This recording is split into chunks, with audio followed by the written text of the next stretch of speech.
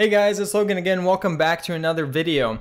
In this video, we're going to be creating reusable text boxes in GameMaker Studio 2. So I did a reusable buttons tutorial, and this one's going to be a text box. So if you have a login or you want to type out a username, you'll have a way to do that.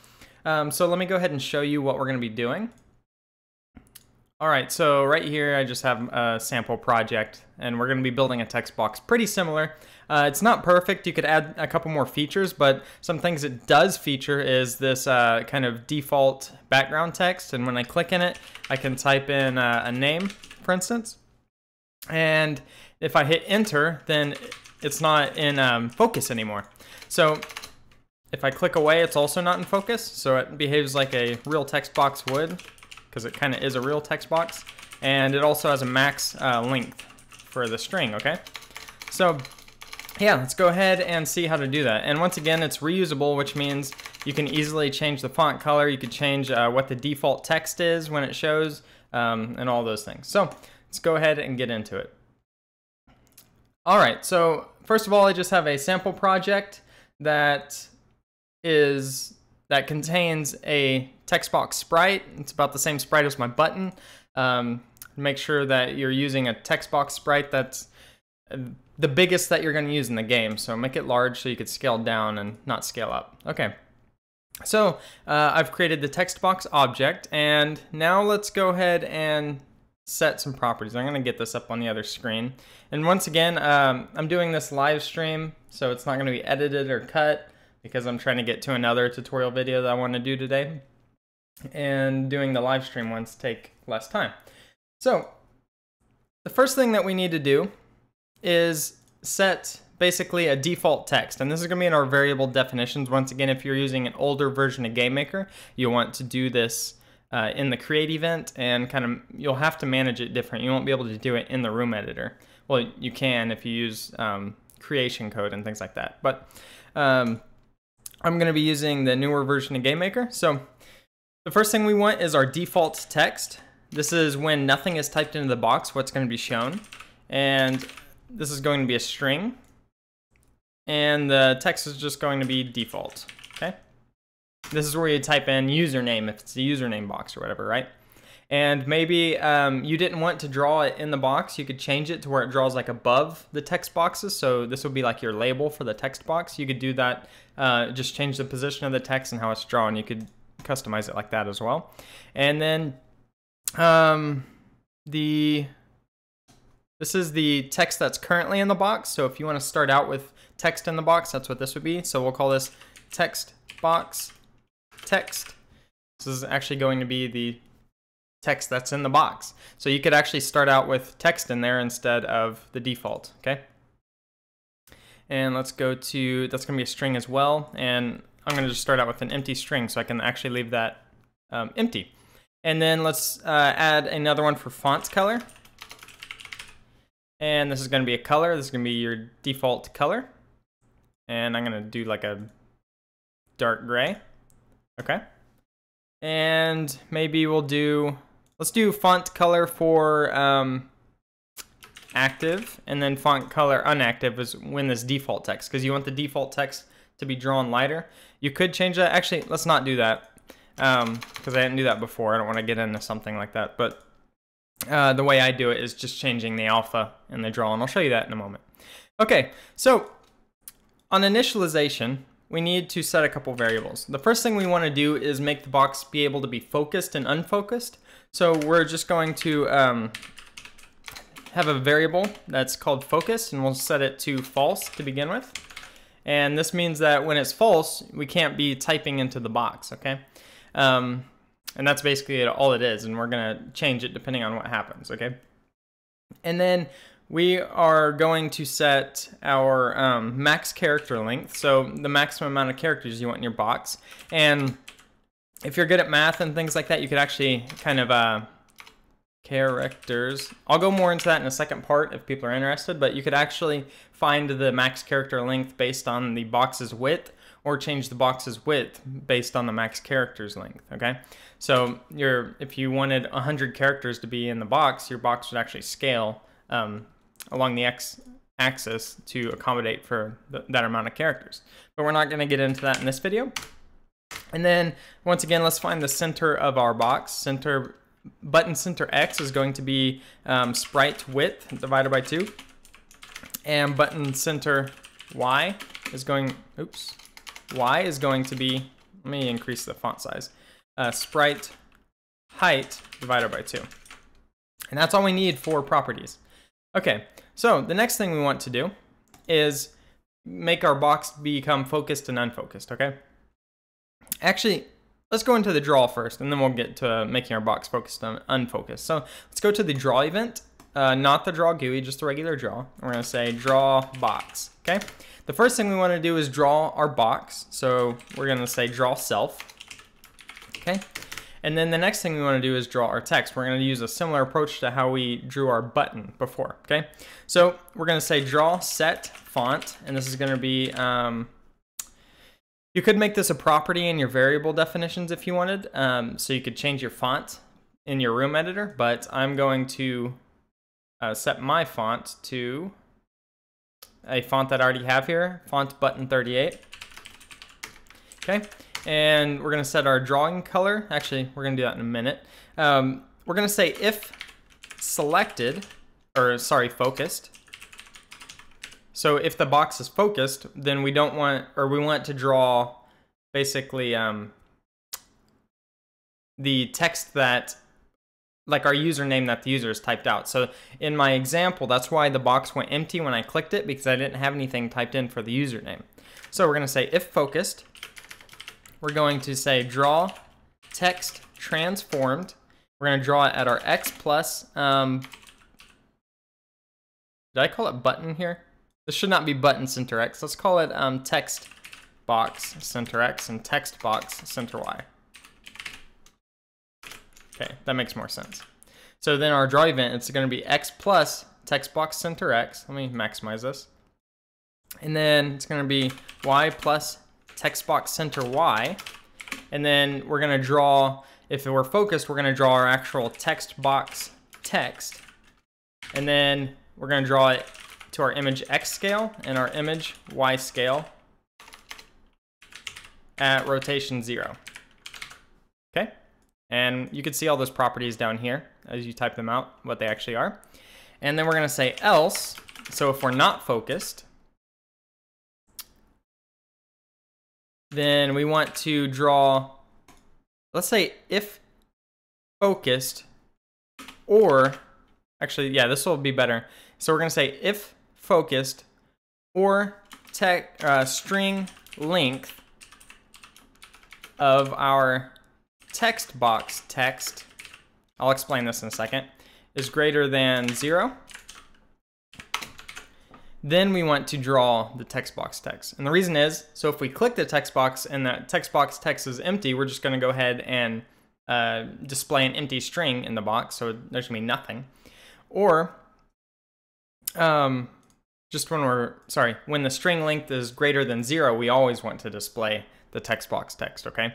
But if there is no input text from the user, we're gonna display that default text, okay?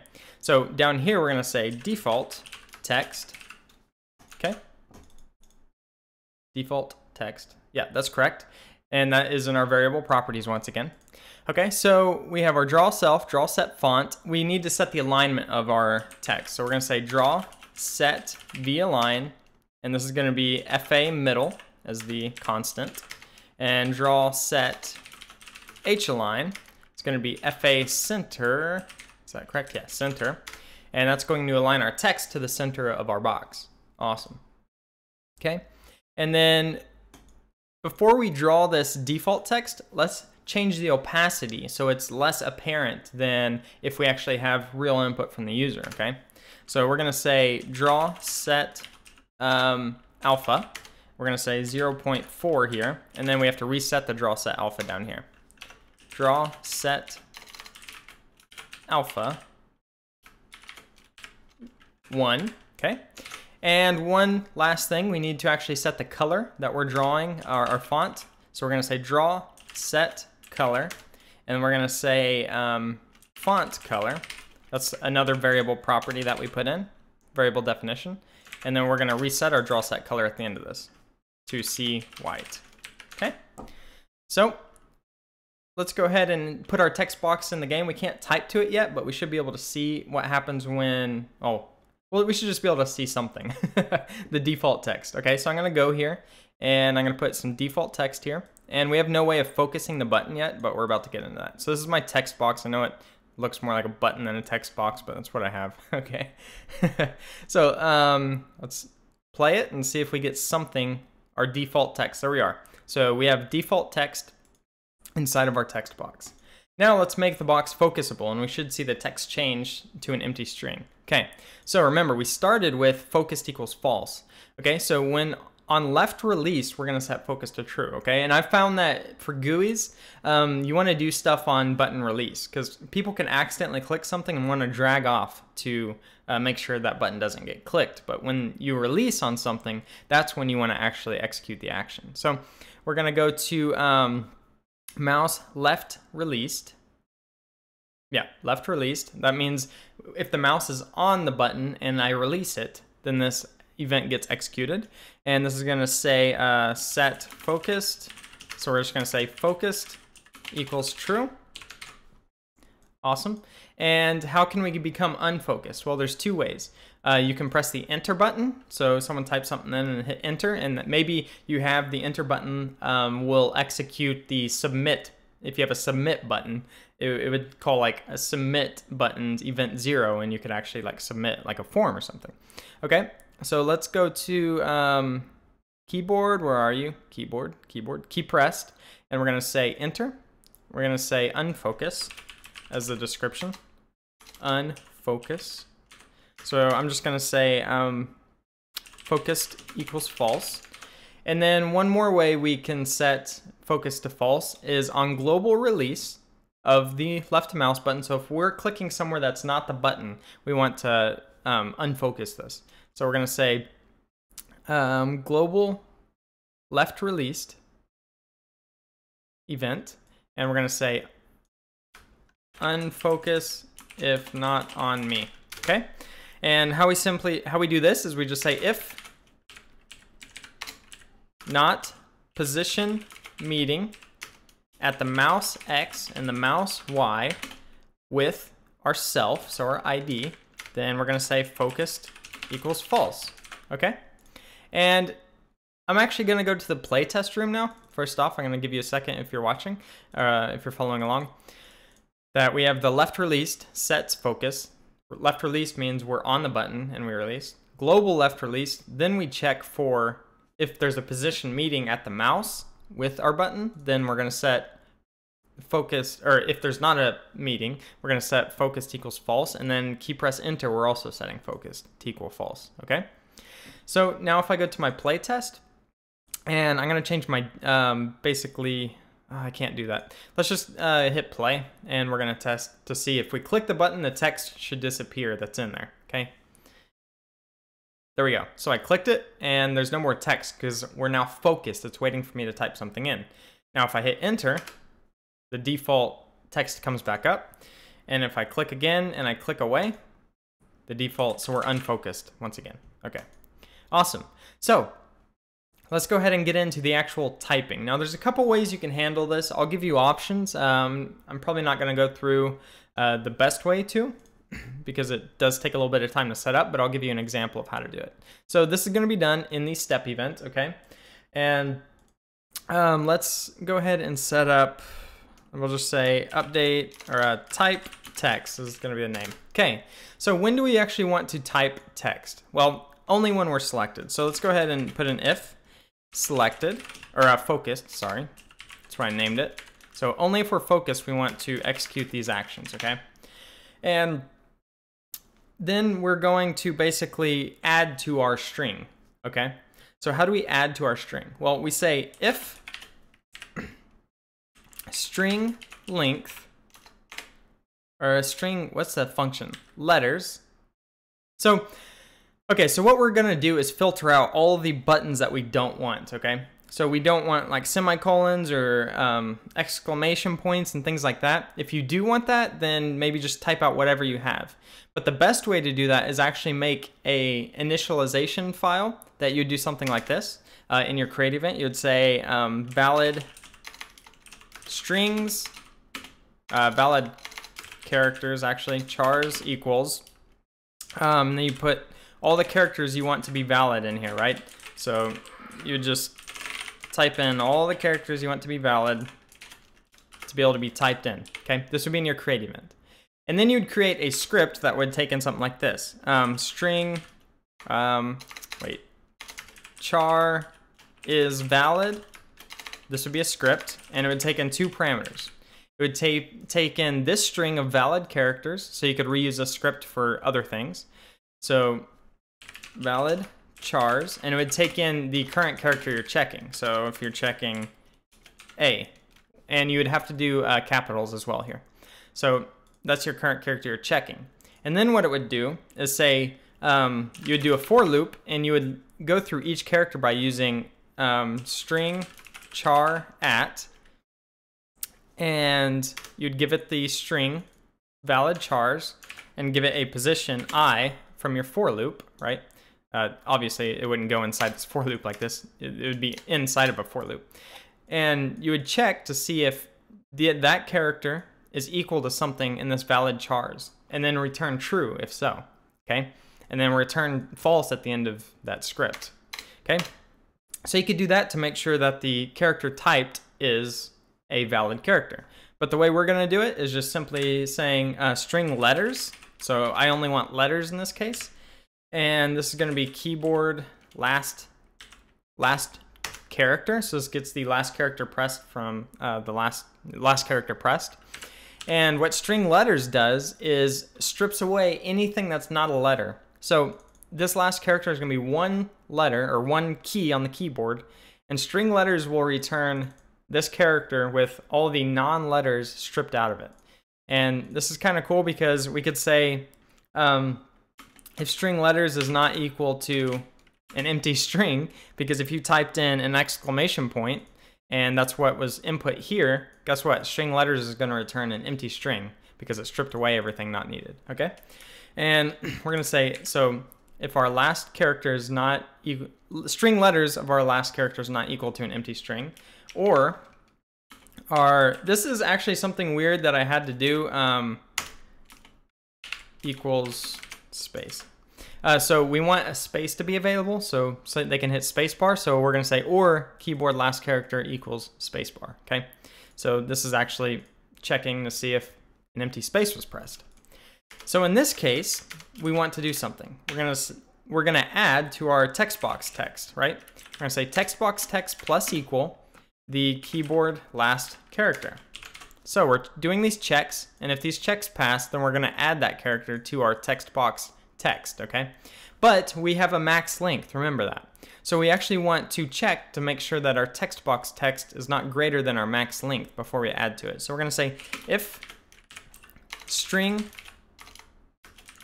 length text box text is less than our max characters, then we will add the text box or the last character to the text box text. And that's it for that.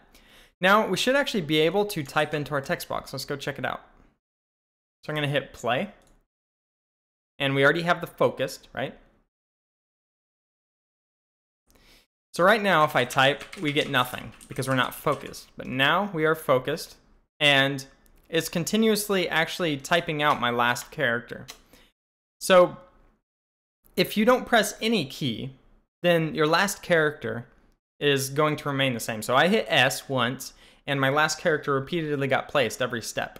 So we can do one more thing. On this if focused, we could say if focused and keyboard check pressed VK any. So we're saying, was any key pressed? And if so, then we're gonna go down. And the cool thing about this AND operator here is this is what you call a short circuit operator, which means that if focused is false, it's not even going to perform this check, okay? So it's just going to exit this condition. So you don't have to worry about performance hits in this case. So you're just checking focused. If focused is false, then it's going to ignore what's on the other side of this short circuit operator, this AND. So it's not even checking this every step. But if focused is true, it will be checking this, okay? So that's just something to keep in mind if you're ever worried about optimizations in your if statements. Use short circuit operators. Okay, so now I can click here and I can hit S once and it doesn't repeatedly get typed. Okay, now there is something funny about the shift key, okay? So I hit F and now if I hit shift, is that the only button? I think, yeah, that's the only button. If I hit shift, for some reason, it actually adds that previous key to the string. And I'm not completely positive why, but I just do another check here. I say and not keyboard check pressed VK shift, okay? So I found that because I was trying to put in capital letters and for some reason it kept inserting an extra letter and I don't know why. So I do this check to make sure the shift key is not pressed. Okay, so that's actually going to work, but now we want to be able to delete letters as well. So we could simply say else if, so if we aren't typing in a letter or a space, then we're going to say keyboard last key equals VK backspace, and we only want to be able to backspace if our string is not less than 0 or equal to 0 because we can't delete anything from an empty string. So we're going to say string, is there an empty? No. Okay, string length, and this is going to be our text box text, is greater than 0. That's the only time we want to delete. And to delete, we simply say text box text equals string delete. String is the text, so we're deleting from our text box text, obviously, and the string length, the place we're deleting is a string length of text box text and 1. Okay. Now, what you could do if you wanted to be able to have positional cursors is you could check for keyboard or arrow key inputs, and instead of this position, this is the position that you're deleting from. Instead of this, you would type in cursor position, right? So when you press left key, your cursor position would decrease all the way to, it would only go to 1. And then if you press the right key, it would increase until you got to the string length is your maximum, okay? So you could do a clamp on that. And then you would delete from that position, so you could actually have a cursor position. That's not something I'm going into now, but I just told you how to do it. Okay, so now if I hit play, we should be able to add letters to this text box and delete letters and have our default text show. Okay, so we have our default, and I'm gonna say gloomy toad. Now if I hit enter, we're no longer focused, but our text still appears. And now I can also delete, and I can delete, and if I delete and unfocus again, our default text comes back. This would be where you'd put username or something, okay? Okay, and I can put a space in the middle. I can not put illegal characters or numbers or anything like that, which you may want to do. And once again, if you guys want a more in-depth video, just let me know in the comments. But yeah, this is pretty much it. And if you go into your playtest room, you can, once again, I could change the color of the text box. So I want it to be like a pink. I could go to the variables. I could change the default text to username, and I could change the text box text to like a default value, gloomy, and then I could change the font color to, I don't know, green, gross, and then I could make a new text box as well. So I could just duplicate this one, and I want to change a couple of those properties. So I want to change the default text to password, and I want to change this to my pass as the text. Well, we aren't going to show that. And then I want to change this color as well to, I don't know, an orange thing, right? And now I have 2 text boxes, both reusable. Let's go ahead and hit play and see what happens. I should be able to type in both of them independently of each other. So I have gloomy, and you can barely see this text. You probably might not even be able to, but it's there. It says password. So I'm gonna type in some text here, and I'm gonna click this one and edit this one. And then I can come over here, so I can have as many text boxes as I'd like at this point, right? So yeah, it's really cool. And it has a maximum character length, of course. And you might actually set the max character length inside of your variable definitions as well. That'd be another property that you could set here, and that would be changeable in your room editor. Awesome. So I hope that made some sense. And if you guys liked, then like and subscribe, please. And you can support me on Patreon at patreon.com/GloomyToad. And I'm going to have like 2 minutes. I see some comments. I'm going to go through and answer a couple comments. And then I'm going to cut the video off and start working on my second tutorial I'm doing today. Okay. Is the text box encryptable? What do you mean by encryptable? Will it have dynamic length? So I went over how you could do dynamic length. Do you mean the width? You'd actually have to do some calculations on getting the string width of one letter and then getting the percent of that width, how much percent that width is of your sprite width. And then you would have to figure out from your max length how much percentage to scale your sprite, your button by. So it's a little bit more complicated, but if I do another video, I'll go into that. Setting variables with GUI versus just declaring in the events, is there a difference to them? There is not a difference necessarily, but you could see this is much easier than, I can have multiple buttons now, right? With all different properties that I could set from here. If I wanted to set an event, I would have to make multiple text box objects. I can have 6 different text boxes in here, text boxes with all different properties, right? So all these could have different text and they could have different actions. I can even click this and set its instance name to something like,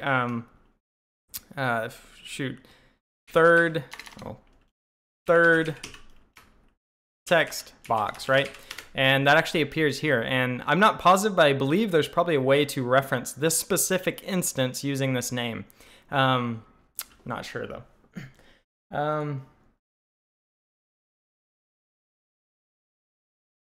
Oh yeah, and GM Crow just answered. Yeah, it's like the creation event, but you don't have to have multiple objects. You can adjust the properties of each one individually. If you want to specific versions of the button, but there are advantages to creating before the create event. Are there advantages to creating it, executing the actions before the create event? Not necessarily. No, not really, because in the create event, you could place the code you want to execute first at the beginning. And yeah, so there's not really any other advantages. Encryptable, like if it's a password box that goes into a database, I'd want it to be secure. Okay, so that's a whole different topic than the text box. That's actually when you send to the database, which is actually a pretty advanced topic, but it's something I'm working with right now because I'm about to do a live stream of working on my matchmaking service for GameMaker.